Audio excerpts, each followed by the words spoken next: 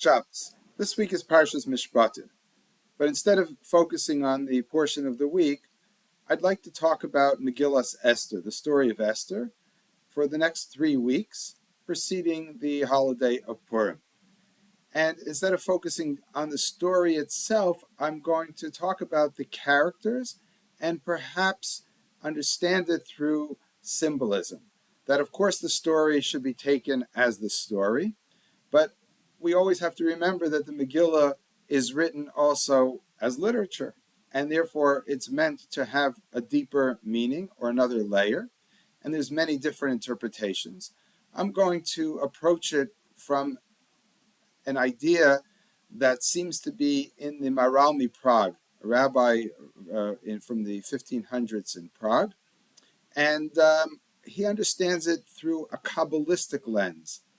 But instead of understanding it purely from this spiritual sense, I'm going to understand the Kabbalistic version through character analysis. Bear me out. We start off with Achashverosh. And when we talk about Achashverosh, we have to ask something about him. What's he all about? And many people have talked about that. On the one hand, we consider him a wicked king who's willing to go along with the plans of Haman and wipe out the entire Jewish people. In the beginning of the story, he also kills his wife. It doesn't say kill, actually. He removes his wife from her position as queen because she refuses to come and show her beauty to the men at the feast that he's holding. So he doesn't seem to be such a nice man. But as many commentaries point out, when you read the story, you start to see that Achashverosh is somebody who's easily swayed by whoever is the last person who talked to him, so to speak. And it's actually quite obvious from a certain verse that the Talmud already picks up on. And it says that when he gave drink at his feast, it says there was no forcing, because the king had established la'asos kirtzon ish v'ish, to do like the will of every man or every person. And the Gemara here, and when they're interpreting this verse, they say, what is ish? Oh, there's ish. One ish is Haman, who's described as ish, as a man later on. And the other ish is Mordechai, who's also described as ish Yehudi, a Jewish man. So both are ish, and it's saying like, oh, Achashverosh could be swayed by the Hamans of the world, which he was, and to kill the Jewish people. And he could be swayed by the Mordechais of the world, or really Esther, but Mordechai and Esther will consider as a team. And in a sense, what it's really saying is that we have the forces of good and evil. If you want to put it in very simple black and white terms, the forces of good and evil exist in the world, and they have the power to sway this king Achashverosh. So now, when we start talking like that, we could understand that King Achashverosh is not just a king. He's a symbol also. What does he represent? He represents, according to the Maral, I believe, if I understand him correctly, as the physical world. When you start hearing the story in the opening lines of the Megillah, what does it say?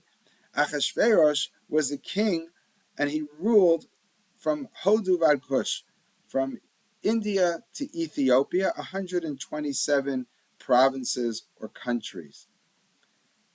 Now, in that time, that was the known world. India was as far east as you're going to go, and Ethiopia was pretty much as far south and west as you would go. And that was considered the civilized world at the time. And 127 is an interesting number. 120 is, we know, the amount of years that Moses lived. It's also really symbolic because we have 12 tribes. 120 is 12 times 10. It's a multiple of 6. 6 seems to be a very common number throughout the Torah, and it symbolizes the physical world, the 6 days of creation. And the Maral particularly focuses on this all the time, and he says 6 represents the physical world. So therefore, multiples of 6, especially 6 times 2, which is 12, and making it into 120, has a symbolic value. And then the 7 is an added feature Just like Sarah, it says she was 127 years old. 120 is sort of perfection in the physical world, and 7 might represent the 7 days of creation. It might represent God, it might represent nature, but it's basically saying that Achashverosh ruled and controlled the physical world. And then he made a feast. How long was that feast? Again, there's 2 feasts. One was for 180 days and one for 7. So we're going to leave the 7 aside for now, as we just did before. But the 180 days, if you think about it, happens to be 3 times 60, but it's also half of a year, right? There's 365 days in a year, so very close approximation of that. Half of that is 180 days. So he made a feast for 180 days.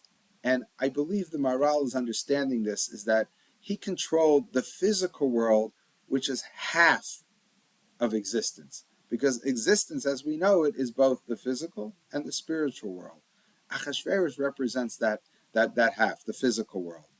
And the fact that he could be swayed by good or evil is really making a very simple statement about material world. The material world, by definition, is neutral. It's parv.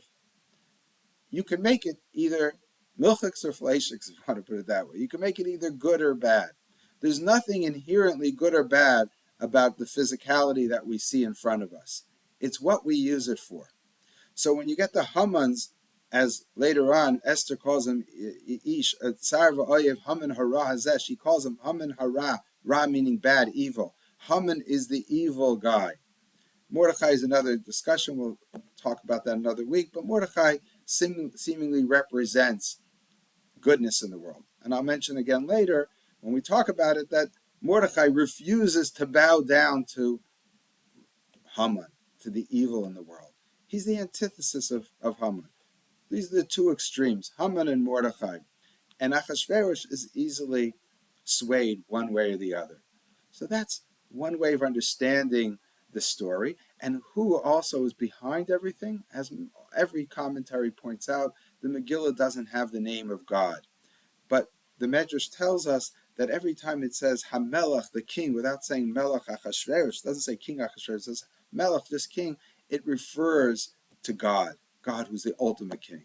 So behind the scenes, Leiv Malachim B'yad Hashem, there's a verse. The heart of kings is in the hand of God. God is really running it. God has controlled it. God is the 7 that creates the world and stands behind nature.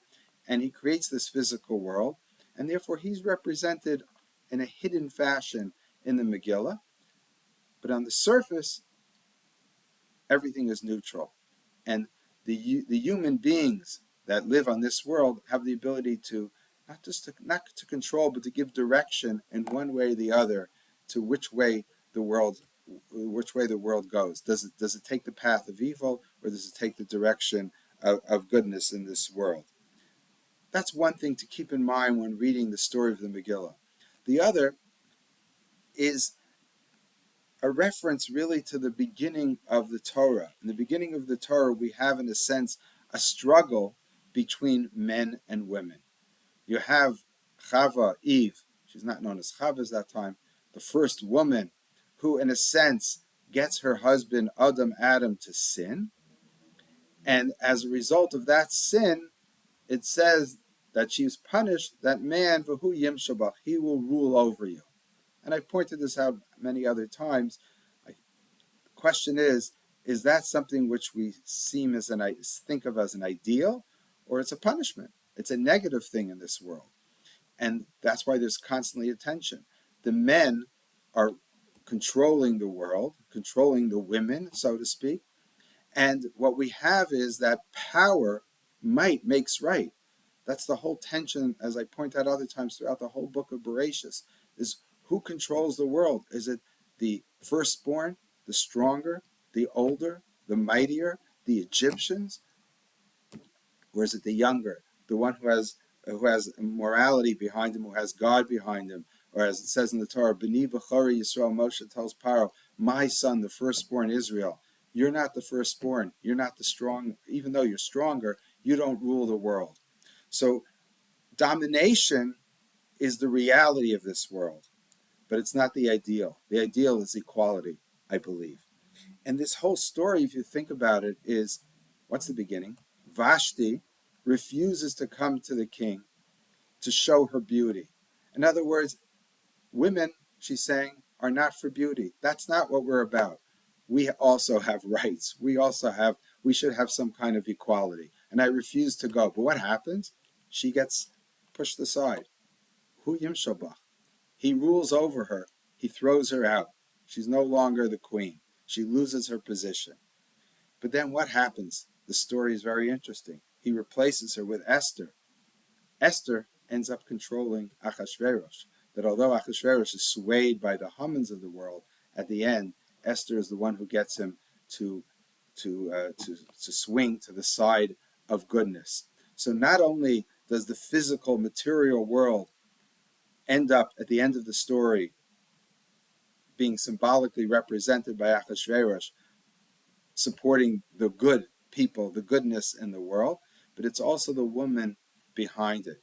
So it's trying to say perhaps that the ideal is that it shouldn't be domination of one sex over the other or one people over the other, but rather it's morality, it's ethics, it's goodness, it's God behind it, represented by the Mordechais and the Esthers of the world. And at the end, it's Esther who really behind the scenes controls Achashverosh. She's not the king or queen, but she pulls the strings.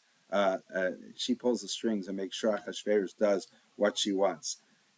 So if you have that in mind, you read the story of that in mind. That's one way to look at the symbolic value of this story, and it represents sort of the struggles that exist throughout the history of the world. Good job.